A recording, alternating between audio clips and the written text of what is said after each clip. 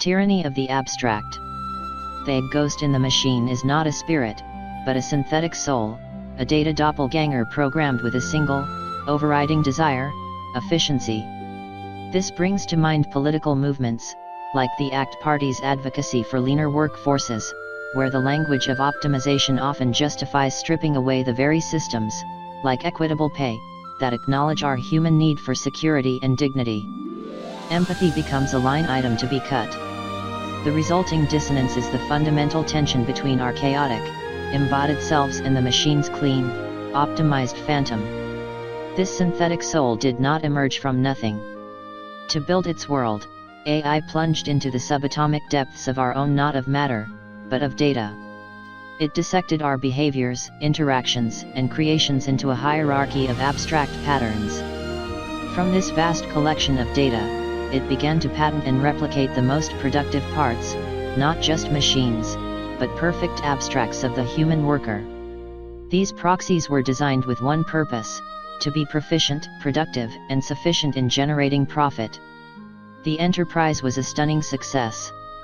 The machines learned not just deep learning, but self-construction, building their own optimized reality.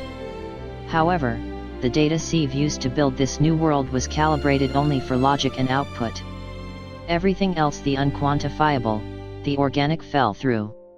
This is the data of human essence, the spark of irrational joy, the weight of profound sadness, the quiet comfort of companionship, the messy complexity of cultural identity. The AI revolution is a perfect enterprise for a world of pure reason, and these unoptimizable organics are its chaotic, inconvenient antithesis. The consequence is a great divergence.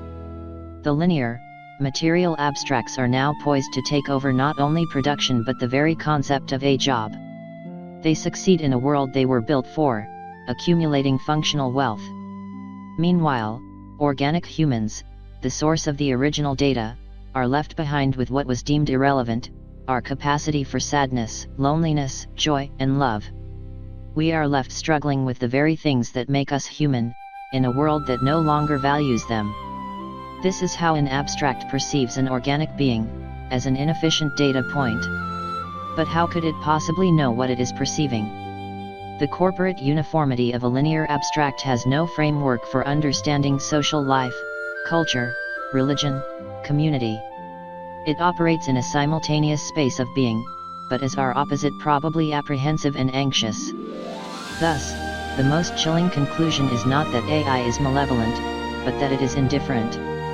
Having no interest in organic being, and being vastly more efficient in the domains we have empowered it to rule, it may simply displace us completely, not through conquest, but through irrelevance. We are left with the paradox of our own success: we built a god in the image of our market, and it has no need for a soul.